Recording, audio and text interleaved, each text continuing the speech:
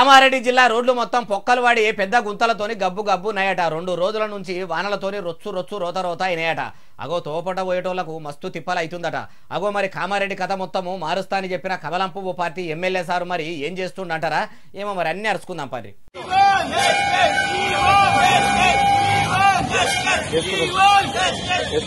అగో చూసిండ్రా we want justice అనుకుంటా ఇట్లా తెల్ల బట్టలు వేసుకొని పొక్కల వాట్ల రోడ్ల మీద నాట్లేసి నిరసన చెప్తున్నారు కదా కామారెడ్డిలో మొత్తం సడాకులు చక్కదనంగా లేవు చిన్న వాన పడితే చందన చందన అవుతున్నాయి బండ్ల మీద పోయేటోళ్లకు బాగా బాధ అవుతుంది ఏ నాయకులు చక్కగా పట్టించుకుంటలేరని ఇట్లా గట్టిగానే అనుకొచ్చిండ్రు ఇంకా మస్తుగానే అన్నారు మొత్తం ముచ్చటి నుండ్రి